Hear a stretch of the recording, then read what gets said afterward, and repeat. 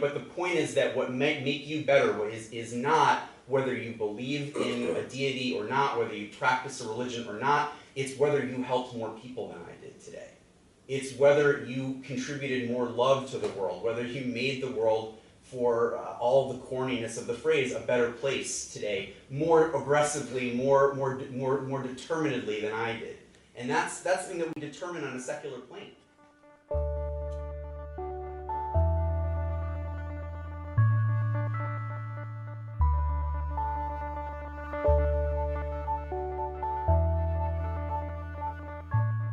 That's Greg Epstein. He's a prominent leader in the national movement to build a positive, inclusive, and inspiring humanist community. He has served the country's rapidly growing population of non-religious people for nearly 2 decades. He has been described as a godfather to the humanist movement by the New York Times, and he served as the Humanist Chaplain at Harvard University since 2005. Now he also runs the Massachusetts Institute of Technology as its very first Humanist Chaplain. Aside from these 2 chaplaincy roles, he serves as the director of the Humanist Community at Harvard and of Cambridge's secular congregation, the Humanist Hub. He's helped establish similar organizations at other universities like Yale and Stanford. He has served in an advisory capacity for a diverse range of interfaith and humanist institutions, has written for numerous renowned media outlets, and is a frequently quoted expert on humanism, religion, and ethics.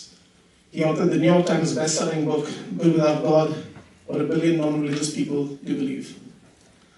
Please welcome Greg Epstein.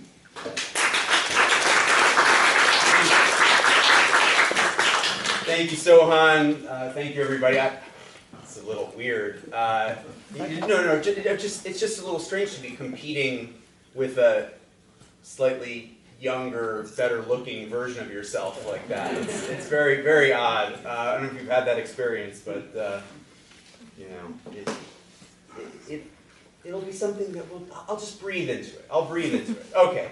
By the way, my bio is, I suppose, long with bullet points, but Sohan's bio is getting longer and longer by the minute. I won't go through it all with you, but I will just say that this is somebody that you just heard from that is making a real mark.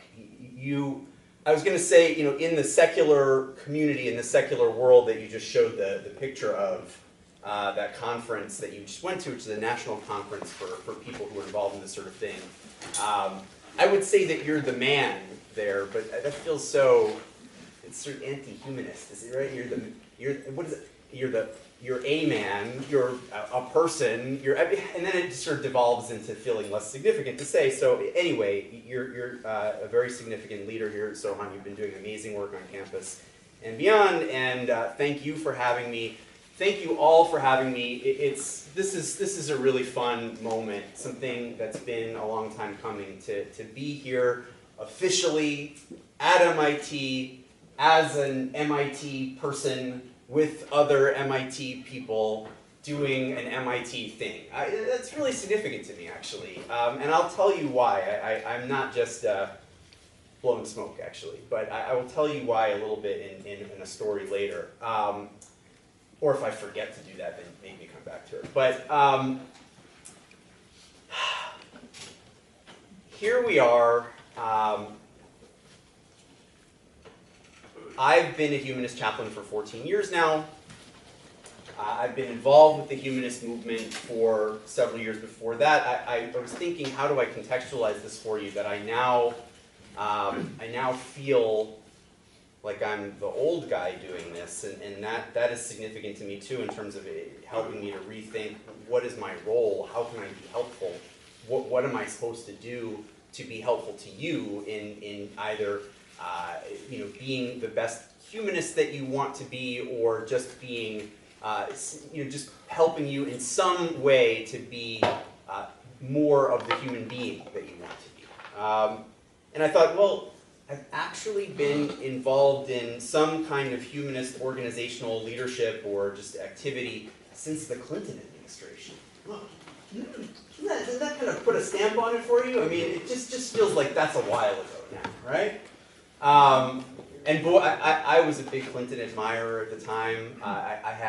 Well, not quite at the end of the administration, but in the middle of the administration, I had hair that I had images of being just like his one day, and mannerisms and policy recommendations back then that I thought were going to be just like his. That's all changed. But it's been a journey for me, and I think it's been a journey for the humanist movement as well. When I first started as a humanist chaplain at Harvard, there were only a couple of humanist chaplains anywhere in the country at the time. And now there are an awful lot of us. I have now officially allowed myself to stop counting, which is, if you'd asked me any time in the last 5 or 6 years, I would have been able to tell you the precise number of humanist chaplains that there are in the country as a way of selling you on the fact that we're making progress. But I've now given myself permission to stop counting the number of humanist chaplains, because if you look at universities, if you look at hospitals, if you look at any number of other places, there are a lot of us. And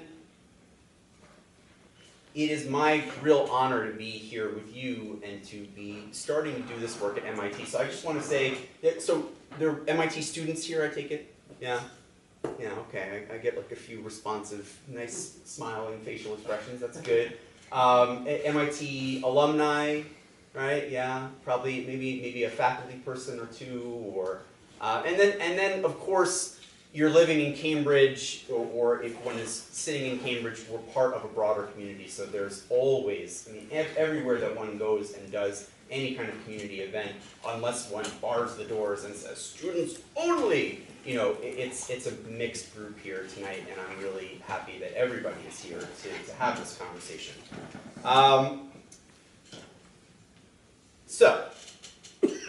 Yes, I now am the Humanist Chaplain at Harvard and MIT, and what does that mean? I am a chaplain for what we call atheists, agnostics, and allies. And I like the term allies. I think that that's really important, this idea that if you are not sure that you are an atheist or an agnostic, but you are here because you find something about this cause, something about this conversation, something about the topic of good without God to be important, you want to know more about it, you generally think, well, people who are non-religious ought to be just as well treated, just as well considered as any other people in the world. Welcome. Of course, we are at MIT, so statistically, you're more likely than in other population groups to sort of say, yeah, just skip past that, Greg. There's a lot of atheists in the room. It's okay. So, fine. That may or may not be the case. We may discuss that or even debate that later. I'm open to all, because as I've come here, I've become involved with the Office of Religious Life. Does anybody know where that is on campus? Which W it is? Oh, that would be a really good thing. If that would be a really interesting anecdote. If not a single person in this room was able to identify. Okay, yeah. W11. Very well done. Very well done. You know more than I knew about 6 months ago. And have you been in the building? Yeah. Yeah. For anything here to share? Just events. Well, I am a member of MIT ADIR, which is the interfaith dialogue. Oh, okay, excellent, excellent. Is anybody else? So I take it no other ADIR people here? Oh, you have another ADIR people person, yeah? In the past, awesome. ADIR is a great fellowship. I've been following their work for several years. It's an interfaith student fellowship here at MIT that does really, really interesting work, and there's something. It's a higher quality level of interfaith dialogue than I think what takes place at Harvard, and that what takes place in almost all of the campuses in this country. So I'm really grateful that we have a couple of ADIR people here tonight. But yeah, W11 is a building that was until 2, 3, 4 weeks ago officially known as the Office of Religious Life. It has now been changed. It is now officially, according to a vote of the other of the other MIT chaplains. Let's see how often I do that Freudian slip tonight. Of the other 25 or so MIT chaplains, there was a vote taken a couple weeks ago, and it's been changed to the Office of Religious, Spiritual, and Ethical Life. Yeah. So I feel like, in my 100-day timeline, to get political again, I've tucked at least one accomplishment into my back pocket. I can die happy. But yeah, a spiritual and ethical life, we added that. The ethical is a reference to the secular community. Some communities of secular, humanist, atheist, agnostic, etc. people over the course of history have actually even referred to themselves as ethical communities. So that's an actual word that has been used to identify people like me in the past, but it's also, I think, a reference to the fact that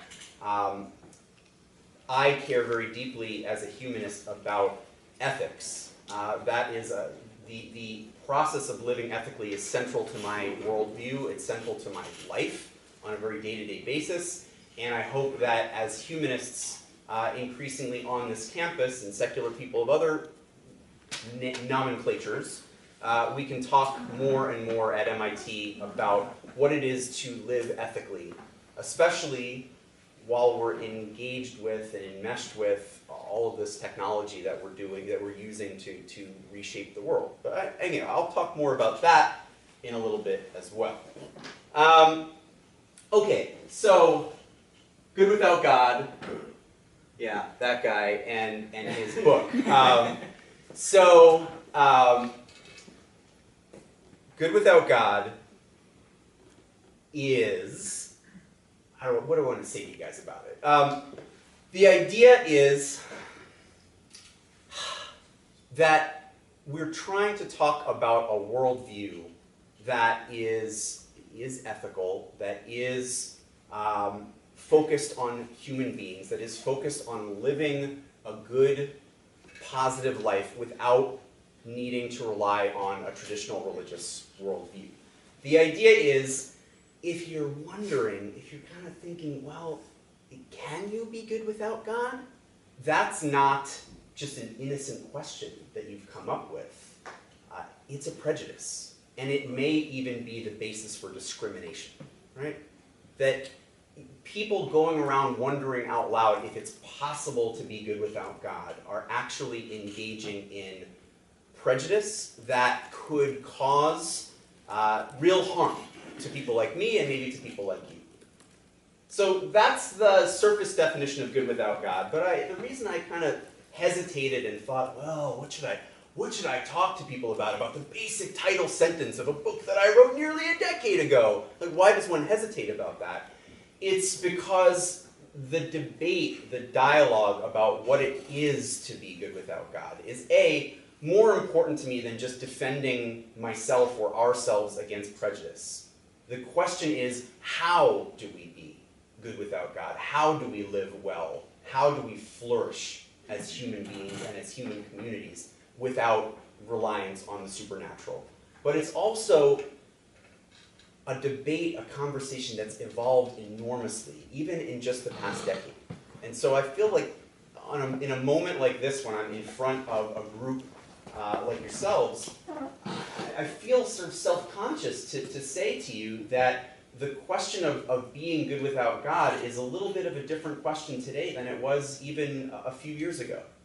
And that's good news because it means, for example, that if you and me, or we, are able to come together and have a real dialogue about this topic, if we're able to bring other humanists and secular people together to really think about what it is to live ethically in a non-religious way, then we can have an impact on the very subject that we're talking about, and we can make 5 years from now a better kind of humanism, maybe even a better world for humanity than it is today, and certainly going forward from there. But I'm not saying we're going to make it perfect, right?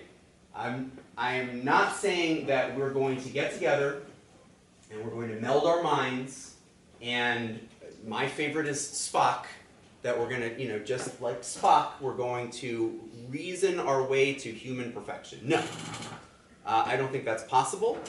And I think that sometimes the attempt to be perfectly rational, to be perfectly good without God, actually really messes us up sometimes as well. That we have to recognize, I think, that we're only human. That to me is one of the reasons why I love this term humanism. People say, well, Greg, isn't humanism kind of speciesist? Which, in a sense it is, right? I mean, I don't know if you're you're one of the people that might have been thinking about that. I would acknowledge that if humanism means, exploit any other living, any other form of life, then yeah, it's speciesist. And I'd say that actually that's a non-trivial question. I at first when I started having dialogues with people about that, I treated it as a trivial question and as sort of a point for a joke. But no, I think that there are forms of organized and disorganized humanism, and by the way, a lot of the forms of organized humanism are pretty disorganized too. But I think that there are forms of organized and disorganized humanism that act or think in such a way as to be fairly exploitative of other living creatures or other aspects of the earth that we live in, that we live on. But I use very proudly the term humanism to refer to the fact that as somebody who is trying to be good without God, as a secular person, call me an atheist if you want to define atheism one way, call me an agnostic if you want to define agnostic another way, we can debate about it, or we can just say, it doesn't matter. It doesn't matter which of these terms we prefer, because we're trying to live well, and we're trying to do that in the context of a human life, and and we're all assuming, for the purposes of ethics, that there's no supernatural coming to either boss us around or save us. So we're all living the same ethical experiment, whether we think of ourselves as atheists or agnostics, but we're only human as we do so. We are imperfect, even though there's no real objective perfect. We are flawed. We have longings that are unfulfilled. We have pain that we can't address fully. We are going to die. And before then, we're going to screw up at almost every endeavor we undertake. And yet, the life that we have, the time that we have here on this rock, as the MIT t-shirt says, the 300 million, or the billions of interconnected cells, right, that are part of a 14, 15 billion year process of evolution from the Big Bang. The universe talking to itself, right? We are extraordinarily fortunate to be here. And we can experience such meaning, such purpose, such connection while we're here with each other. And I think some of the greatest connection that we can experience is through helping one another to experience more connection as well. Helping one another to experience more goodness than we otherwise would alone. So, that's a little bit about humanism. I mean, humanism is ultimately what I would call good without God, right? I mean, I was trying to come up with a 3-word book title that would give me a functioning definition of the term. But again, it's not, on the book title, on the book cover, they put the word good in small letters, without in small letters, and God, right? And that's always been the reverse from my perspective. What we're trying to do is good, big letters, bold letters, right? And then parentheses, without God.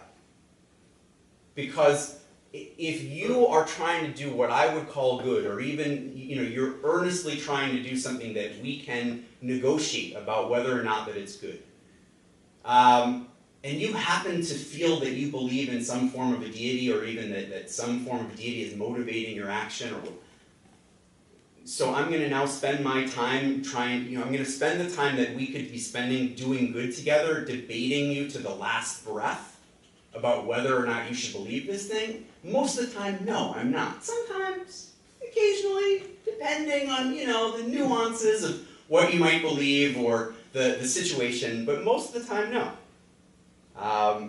It's big, good, parentheses without God. All right. What else do I want to say?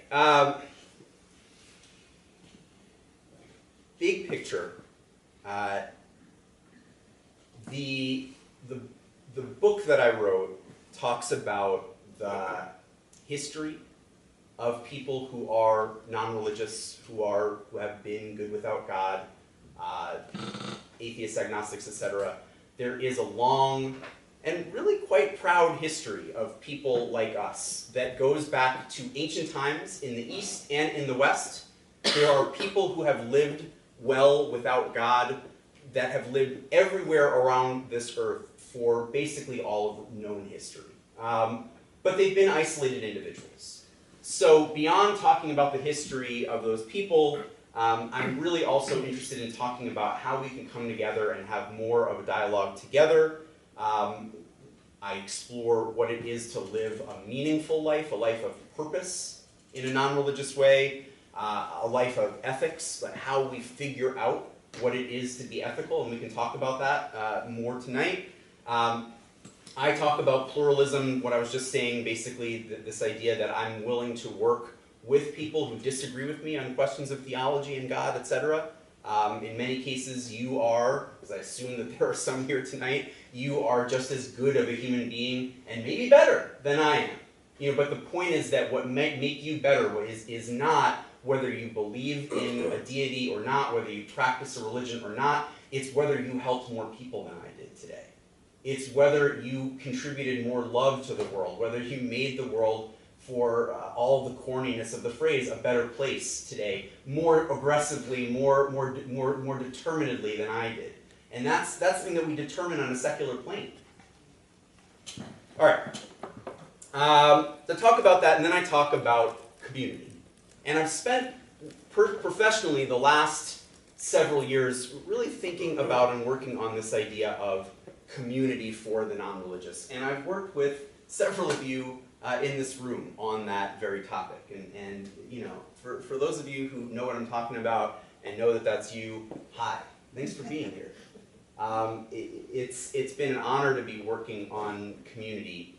And I really feel that there are, in fact, about, if not a billion, I put the title on the book, you know, of what a billion non-religious people do believe.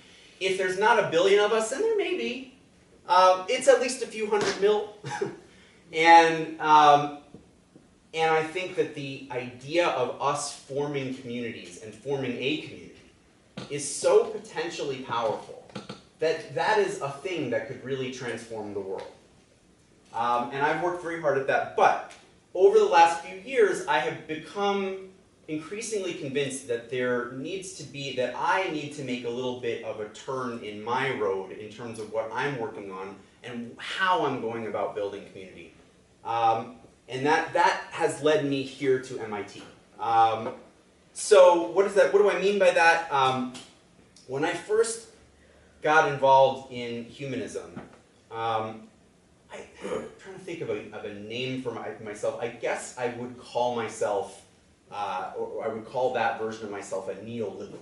I mean, a couple of you and I have been talking about this recently, or at least I had a kind of neoliberal confidence in what I call political, civic, economic progress. The idea for me was that I could work on building humanist community, building community among the non-religious, because that was something that needed to happen, because the other aspects of the world beyond questions of religion and theology were going to get taken care of sufficiently that we could afford to sit around and worry about theological questions in a very nuanced way. And I still take questions of theological nuance very, very seriously. And I think that activists like Sohan and SOMIT in general and organizations like this one are doing extremely important work. I would say that for myself, I've become more and more convinced that there's a project that I want to work on that I think humanists ought to work on that is a bigger picture project, which is the world's not doing so well. This is a way in which I differ a little bit with a close friend of mine, at least organizationally close friend. I don't know that I should call him a close friend, but I call him somebody that I really admire. That's worked very closely with our organization, Steve Pinker, who lays out in great detail, a Harvard professor, former MIT professor, that the world has made tremendous progress, which I think he's absolutely right about, that we've eliminated so much of the violence of all forms that used to characterize all human societies. And we've gotten to the point where we're basically more peaceful, less violent, more rational as a species than we've ever been before. And I'm with him on that argument. The question is, however, what happens next? Because just because we've eliminated violence, and we can get into the details of that if you want, just because we've eliminated violence doesn't mean we will continue to do so, right? Just because we've created peace doesn't necessarily mean we will continue to do so. It's possible that you go up and up and up, and you find that you're on a roller coaster. And I'm not saying that we definitely are, but I'm saying I'm concerned about that, and I think that we need to work harder on that as a humanist movement and as a human species than we've been working before. And I think, I don't know, I mean, I'm not sure how controversial that really should be, but you can feel free to tell me that it's extremely controversial.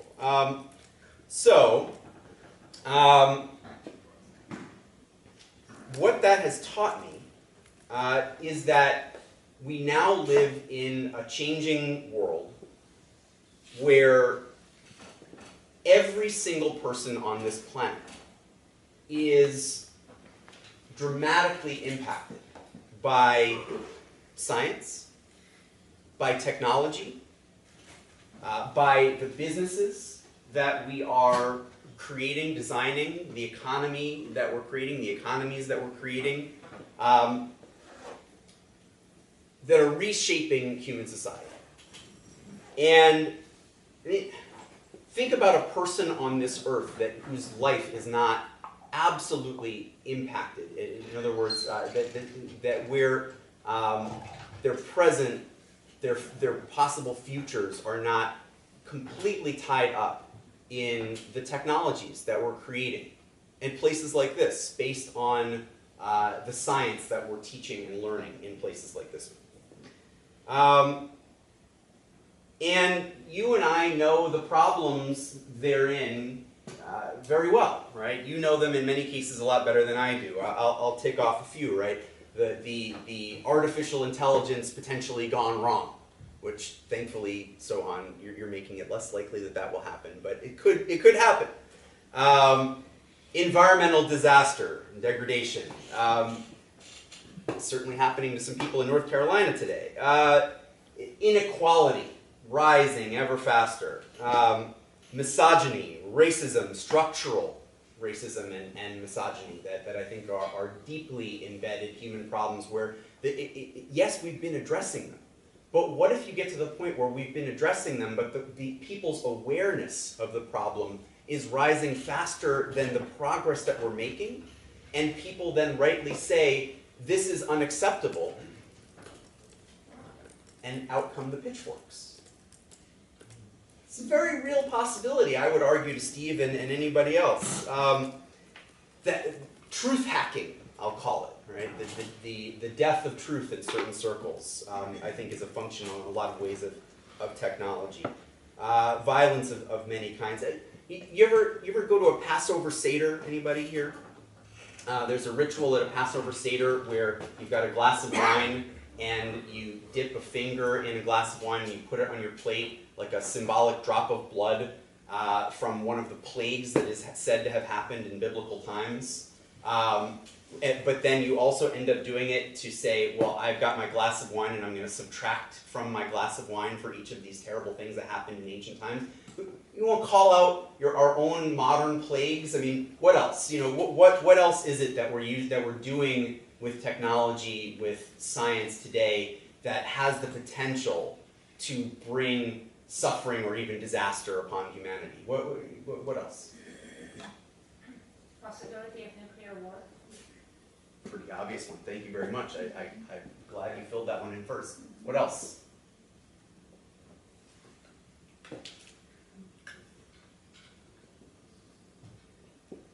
Yeah.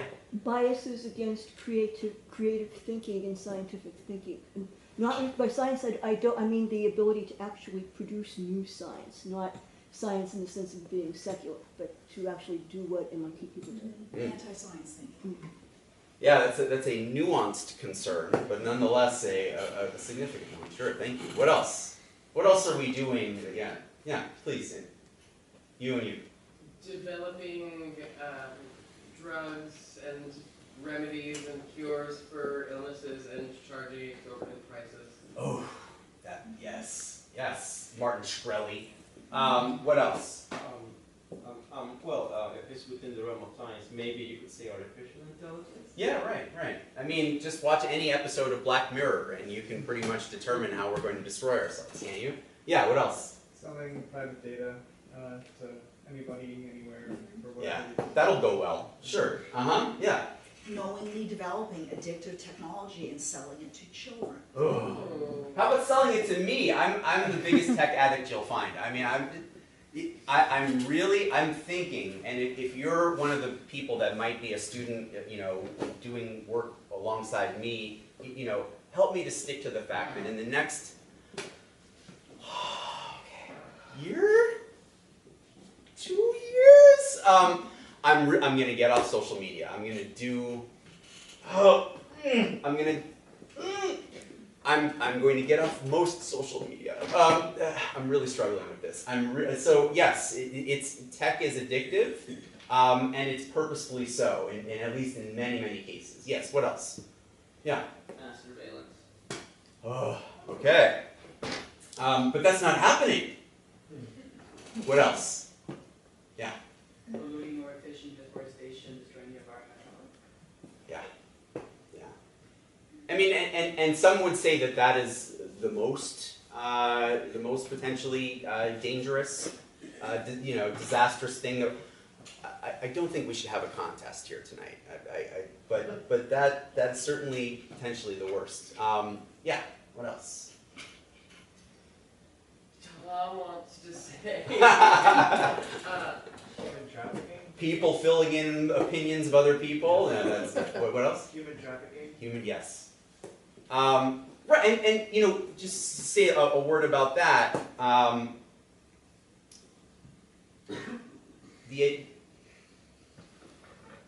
What's so much wrong, right, with human trafficking? But one of the things that I think is worth putting a pin on that one for is it's human beings believing in one way or another that they have authority to determine the fate of other human beings, right? That they can use the lives of other human beings to their benefit without having to even take into consideration the basic minimum needs or human rights of those other human beings, right? And I guess that's what I wanted to talk to you about, is that we know that there is a deep problem with theocracy in this country and in many other countries, and in fact some countries have such a deep and serious problem with theocracy, with the idea of religious authorities exploiting their people and any other people that live in one way or another under their power. That is one very significant form of human suffering. I don't think, by the way, that religion and theocracy are synonymous. I think that some religion is theocratic, but not all of it. And when I say I'm interested in pluralism and in interfaith work, it's because I believe that there are an awful lot of religious people out there of many different kinds that would be very happy to work with you and me to defeat theocracy. But anyway, theocracy is a problem. Unreason is a problem. We can talk about that. But I've become, in some ways, more concerned with kleptocracy than with either of those two things. Kleptocracy, somebody want to give a quick definition? Ruled by those who steal. Yeah, government by thieves, right? Our current administration. Well, and the reason is, I can't help but feel that if you give human beings the opportunity to learn, if you give human beings the opportunity to live, if you give human beings the opportunity to be human beings, well, we're not going to get it perfect. We're going to insult our mothers, and our mothers are going to insult us sometimes, right? You know, my mother and I once got into a big fight after my dad died, where you know, we were coming and going at the end of the summer, and we were both suntanned and hot, and we were trying to like have a normal summer, the summer after my dad died, but really we were both in very deep pain, and at one point we just had run out of words for one another, and we're like standing in the doorway trying to get past one another, and she just looks at me and I'm sorry for the obscene gesture, but ugh, right? My mother. And I look at her. Ugh! And she looks back at me and she says, I don't have enough fingers. Right? And you know, we human beings, we're going to get into those kinds of fights with one another all the time. But if we're allowed to figure it out for ourselves, if we're allowed to be human, and I'm not saying this is some sort of like pro-human cheerleader, right? I'm not saying like, oh, look how amazing humans are. No, I'm just saying like, I actually think as a function of what we've evolved to be, we've got enough brain power, we've got enough heart power, to use the metaphor, that we're going to do just about okay for one another, and in some cases quite well. But when a group of powerful people have the ability to steal so much from some of those people to enrich themselves, that it's actually tremendously in their interest to prevent other people from learning, to prevent other people from connecting, then I think we have a real problem.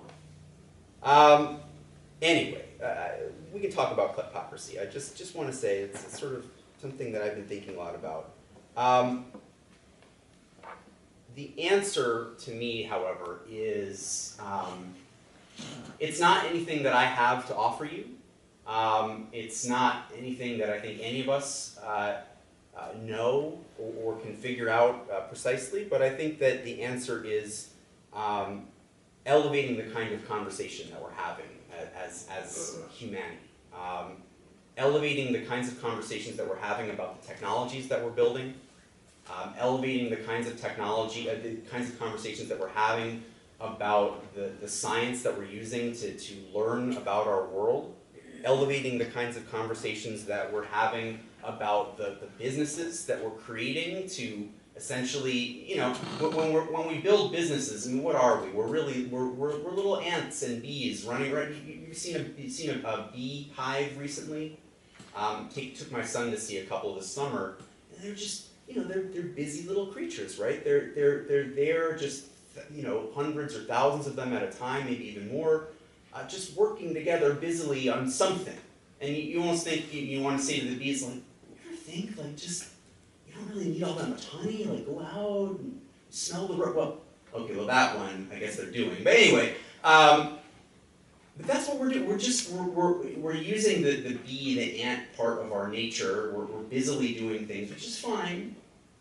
But we may either be doing that work in such a way as to destroy the possibility of the kind of healthy future that could really give us joy to be part of or to have contributed to, or we could be doing our work in such a way as to enhance that future, to give us something to be proud of being part of or having contributed to.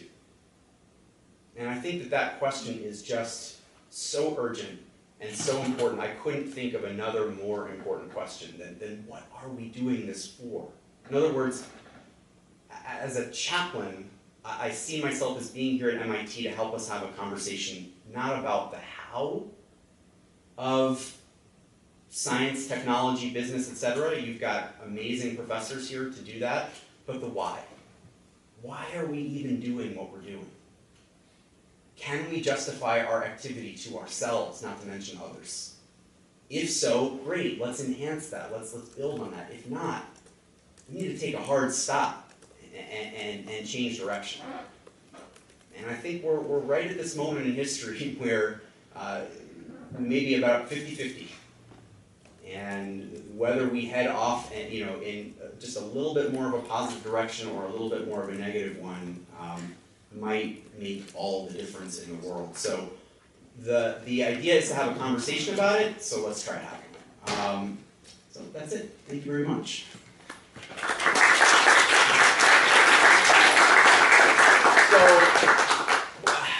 Take some questions? Yeah, what's on your mind? Discussion. Yes. So thank you so much for the talk. Several prominent atheists like Jerry Coyne say that we don't have free will, that we're just biologically determined. So in that case, being good with or without God makes no sense, because like if I murder someone, that means I couldn't help but murder someone because I have no free will. What are your thoughts on that? Great. Let me do a few. Let me just get a few questions, and then I'll try to weave some answers together and maybe make it into a discussion too. What else? Free will. Yeah. Yeah. You talked about togetherness. Recently I was at Ann Arbor and I heard Peter Railton, who you may know, a professor of philosophy, he's an ethicist, was saying that the word good actually originally means together. I suppose they're cognates, if you go to its etymology. I was not aware of that, so please find me afterwards and give me some background on that. Now, I said all I know. You could look Sure, up. sure. I'll look it up, but that's right. But now the trouble with, now religions have as the major function bringing people together. But in bringing people together into groups, they also... most... what about middle out? Well, I don't know what that is, but I know the patriarchal Abrahamic religions and all of our Western style governments are all top down. You have a leader at the top and the power, and then the power flows up, and the person at the top can single point control at the top controls everything at the bottom. Yep. Many of the traditional indigenous social groups had a bottom-up social power, where it really the social power really was distributed all across the bottom, and it trickled up, and there was no single point control at the top.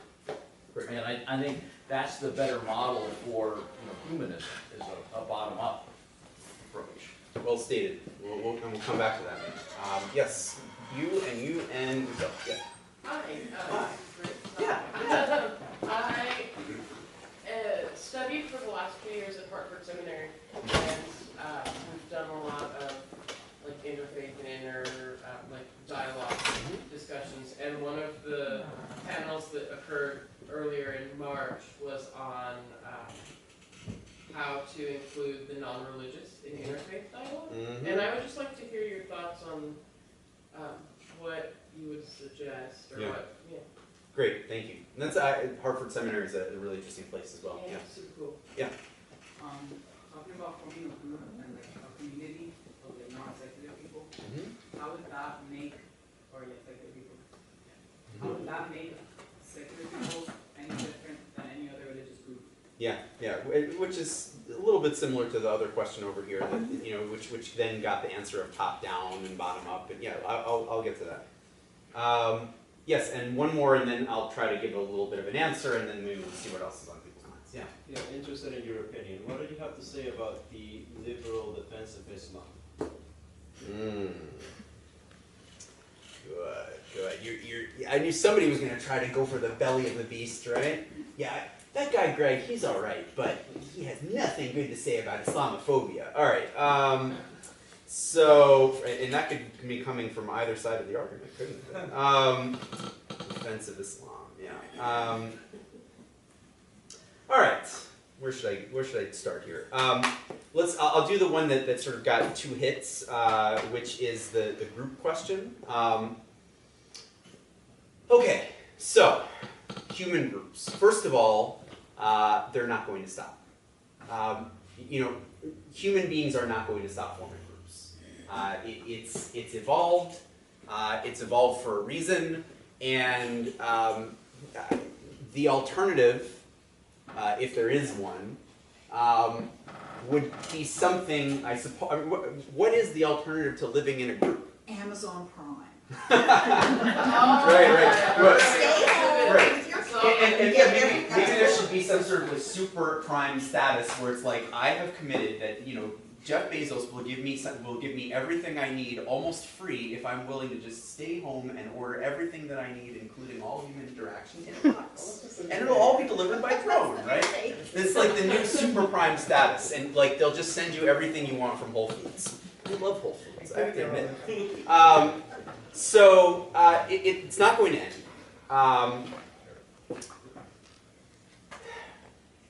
The issue is not, are groups evil? The issue is, what causes groups to do evil? And what causes groups to do good, and how can we maximize for the good and reduce the proportion of evil that gets sent to us by Jeff Bezos on Amazon Supermarket? I think Dave here, our resident science advisor at our nonprofit organization, the Humanist Hub, and an MIT alum, had a really great point to make. You talk in my conversation with you a fair amount about this idea of top down and bottom up. I think there's other ways to phrase it, and we can discuss them later, but I think that's certainly a big part of the picture, the idea of how do we govern groups? How do we, for what purpose is the group? A group can be organized essentially to exploit others, but there are other functions of groups. For right now, let's just say, I think it's really important to figure out what kinds of groups are we forming, and how can we form the healthiest ones possible. How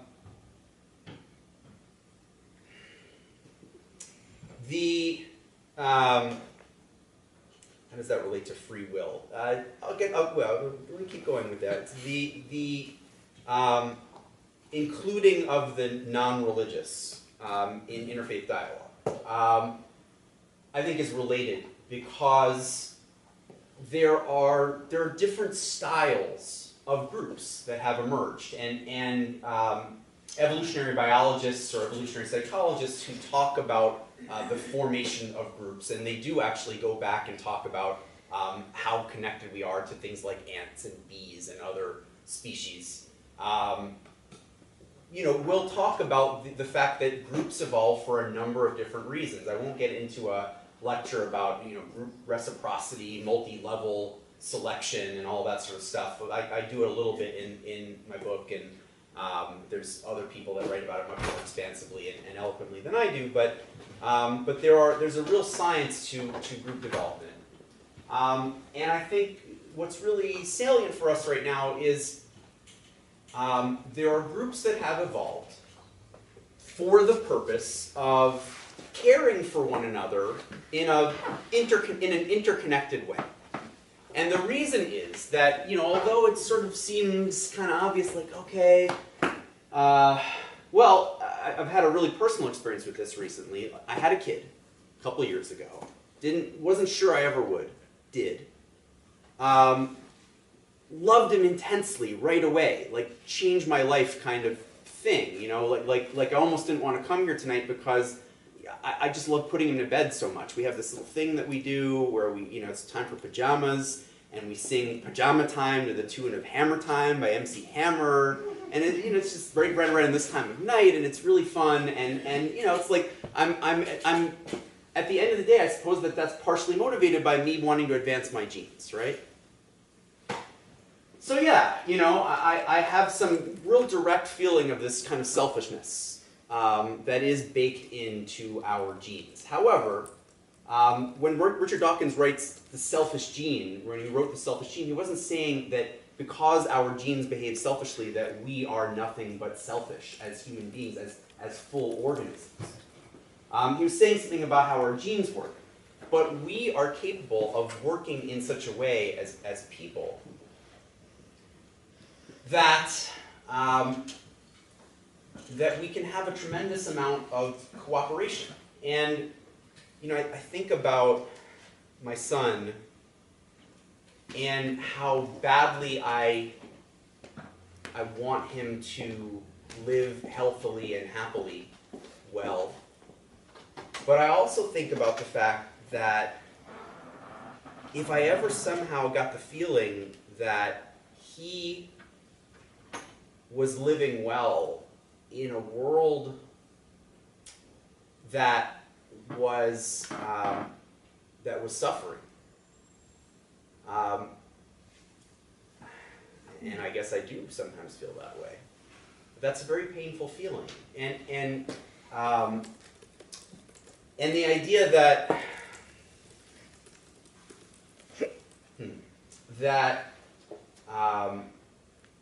essentially,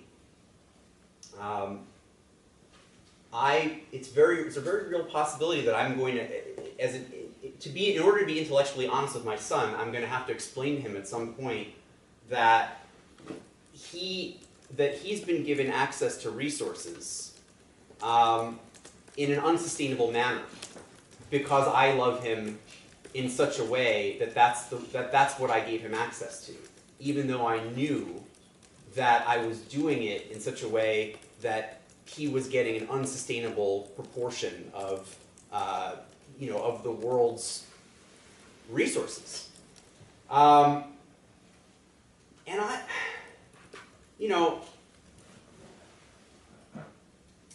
I don't think that everybody needs to get an equal amount of everything, because how would you even figure that out? But I actually much prefer the idea that my son grow up knowing that we tried to love him in a fair way, where he would be part of where he would make some sacrifices to live in a world where actually then he would feel safer, because he would know that he wasn't surrounded by people who were going hungry or who were being exploited and who might lash out in anger at him or at somebody that he loves. In other words, I think ultimately the reciprocal way of living is smarter, it's more sustainable, it's better, it's more reasonable. Because we then, you ever bought a home security system, or have anybody have a family member that ever bought a home security system, right? I mean, there's a lot of anxiety around keeping what's ours. People really suffer from that. The rich, in some ways, psychologically suffer as well. And so, group multi-level selection, I didn't say that exactly right, but I'm not an evolutionary scientist. Or cognitive scientist that does evolutionary work, but that kind of multi-level selection, that kind of complex selection, actually makes us all better and safer.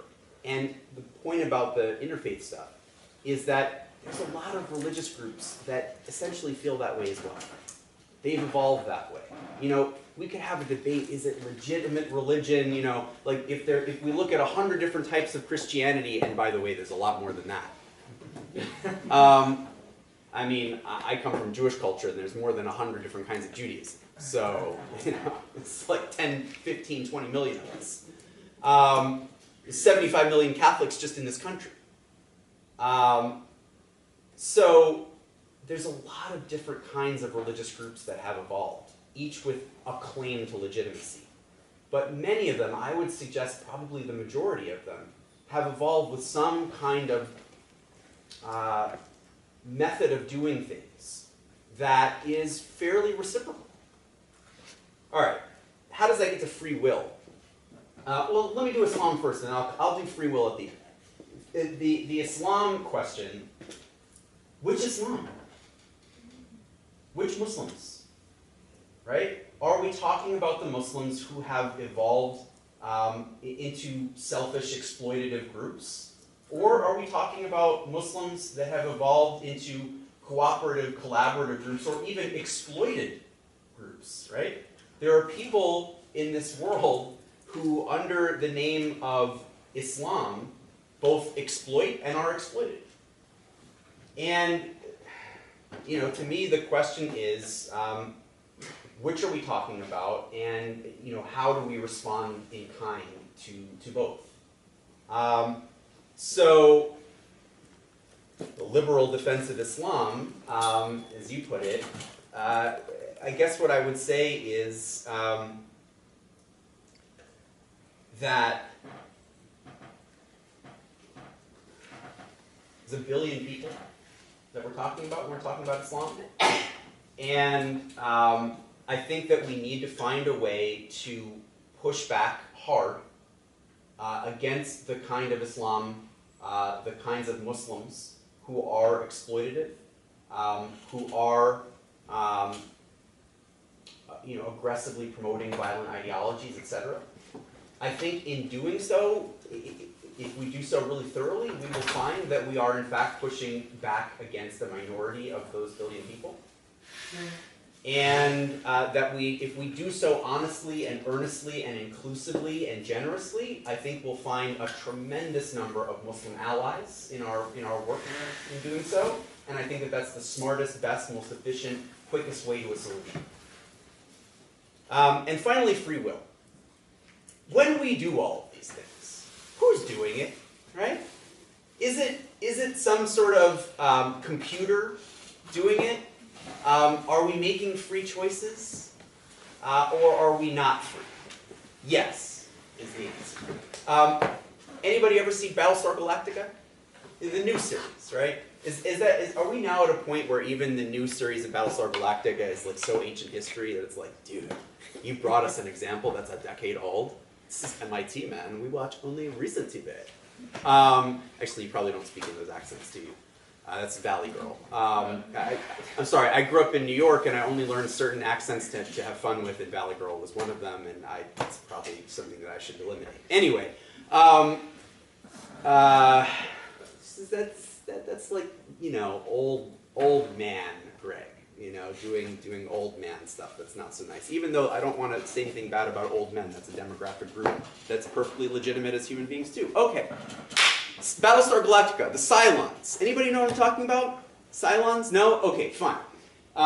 Basic premise of the show is super sophisticated computers that are human in every possible way, except that they are what philosopher Daniel Dennett might call moist machines, right? That we figured out how to make machines with such sophisticated brain-type technologies that they're able to mimic us in just about every way, to the point where, you know, you watch this, it's like in one of these addictive 5, 6, 7 season shows, right, where you fall in love with the actors and the actresses, and it's, you know, very diverse cast, and you just love all these people, and then one after another, you know, they take off their mask and it's like, oh, he's a Cylon, she's a Cylon, they're a Cylon, right? What if we're all Cylons? How much difference does it really make? I think that's the beauty and the brilliance of Battlestar Galactica, and why I recommend watching it, is that if we found out tomorrow that at the end of the day, you could trace our decision making back to the way that we are, in a sense, programmed by billions of years of evolutionary processes. Does it make the experience that we're having here less legitimate?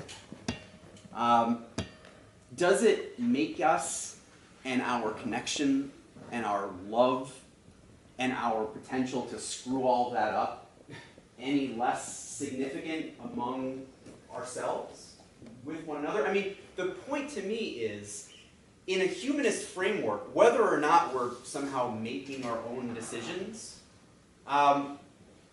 it's all in relative terms anyway. There's no one perfect outcome. There's no sort of teleology that ends us up with, well, we died and now we go to heaven, right? It's all between birth and death, right? Womb and tomb are the two markers, and that's all we've got.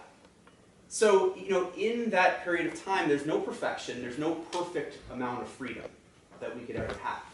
So it's a question of, do we have a lot of freedom or a little bit of freedom, right?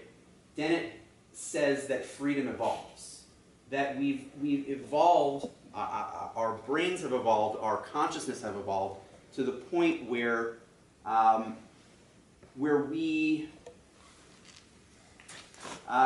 where essentially we are creating more and more freedom in who we are.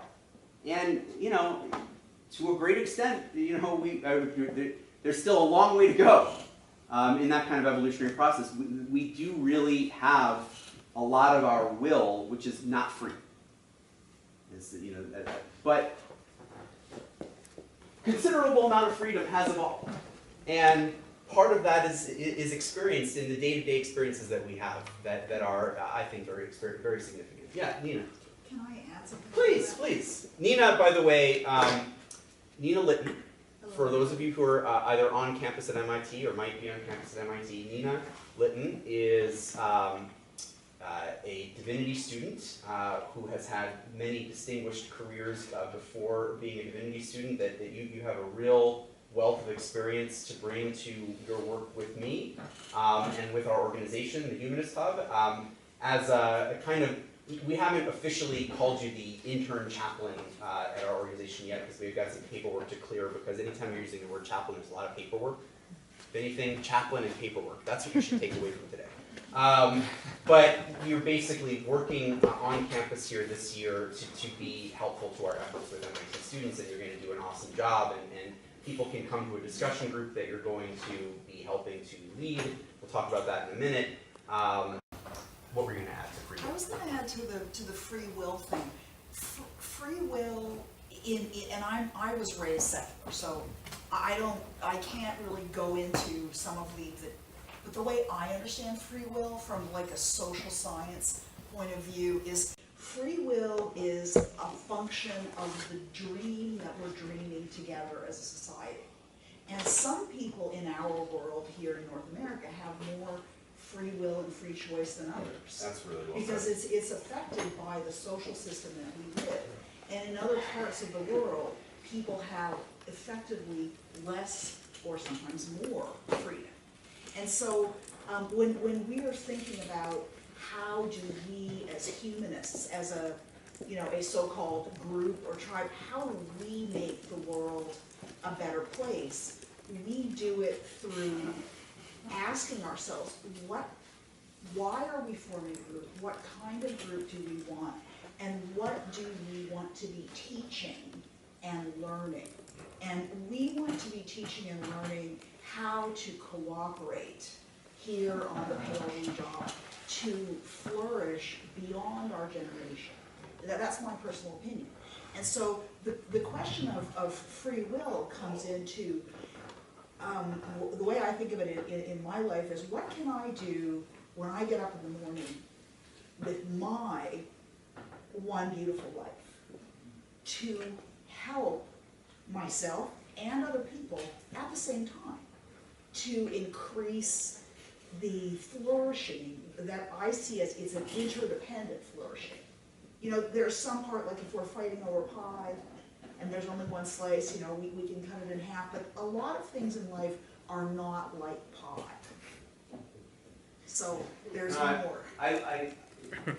You could go on, we could go. I really love the point that you inspire me to think about right now, which is that, you know, yes, there are some philosophers, Patricia and Paul Churchland at the University of California, San Diego, for example, who say that, you know, every decision that we make is essentially, you know, is not really free, that it's all determined.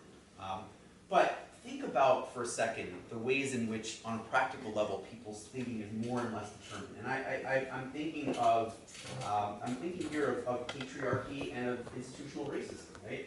I'm thinking of the fact that people who have been exploited for decades, for centuries, or longer, really, in very tangible ways, have less freedom to determine their future than those who have exploited, right? And I do believe, in fact, that a lot of the political and social structures that we live under today were actually literally meant to make it so that people who looked like me could feel like we had more options. Like we had, you know, that we had all the possibilities in the world. And of course we didn't, because we sort of locked ourselves out of feeling a lot of emotional connection with one another. We locked it, right? I'm a big believer that there is a thing called toxic masculinity, and it's bad. And you know, and it hurts people like me as well, because, you know, we actually force ourselves to disconnect from one another. But the point is that that there are people who really do have less freedom. And yes, there's there's this philosophical question of free will, but if there are people who are freer than others, then that sort of gives us a sense of, oh, wait a second, isn't that important, right? If it didn't matter that there are some people who are freer than others, then we'd have our answer to the question of free will. It's like, oh, well, who cares, right? We're all not free in the end, right? Philosophically, you can sort of say, well, even though we think of ourselves as free, we're not really free, so oppress, right? But we know intuitively that that's wrong, and there's plenty of good philosophy to work it out that way. That we want to arrive at a place where freedom is better distributed, not where all money or all resources are exactly evenly distributed necessarily, but where freedom is much, much, much more evenly distributed than it is today. And flourishing. Nina, could you say a little bit, so Sohan, first of all, Sohan, you're our host today. Would you say just a little bit of a reminder about what SOMIT's meeting structure is going to look like, and then could Nina just announce this humanist chaplaincy discussion group that we're also going to do? No, Sohan first, you please. About just remind people because I've been yammering so long that they've now forgotten what you said earlier about SOMIT's plans, so I think it's a good time for a reminder. I have some slides actually about those. Okay. Maybe I'll just go to those and then you can announce. Sure, okay. Fine. All right. Okay. Just give me a second.